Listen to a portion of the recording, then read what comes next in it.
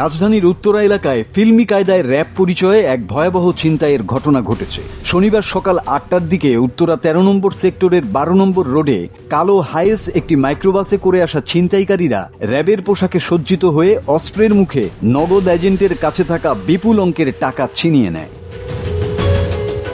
Police ও প্রত্যক্ষদর্শী সূত্রে জানা যায়, নগদের স্থানীয় ডিস্ট্রিবিউটর আব্দুল খালেক নয়নের বাসা থেকে ৪ জন মোটরসাইকেলে করে টাকাগুলো ডিস্ট্রিবিউশন অফিসে আনছিলেন। তখনই ওত পেতে থাকা একটি হাইস মাইক্রো তাদের পথরোধ করে। ছিনতাইকারীরা র‍্যাব পরিচয়ে তাদের থামিয়ে অস্ত্রের মুখে জিম্মি করে কাউসার, লিয়াকত ও আব্দুর রহমানকে গাড়িতে তুলে নেয়। তবে চতুর্থ ব্যক্তি ওমর হোসেন দৌড়ে পালিয়ে যান এবং তার কাছে থাকা প্রায় ১ লাখ টাকা রক্ষা পায়। পরে ছিনতাইকারীরা ৩ জনের কাছে থাকা ১,৪৪,০০০,০০০ টাকা কেড়ে নিয়ে উত্তরা ১৭ নম্বর সেক্টরে ফেলে রেখে দ্রুত স্থান ত্যাগ করে।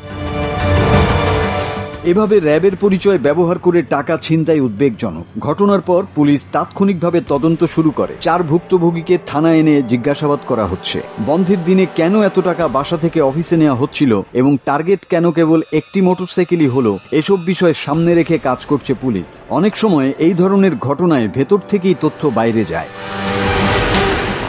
ছিনতাই হওয়া টাকার প্রকৃত অঙ্ক, জড়িতদের পরিচয় ও ঘটনায় কোনো প্রকার ভিতরের লোক জড়িত কিনা তা জানতে পুলিশ প্রযুক্তিগত সহায়তায় ছিনতাইকারীদের শনাক্তের কাজ চালিয়ে যাচ্ছে।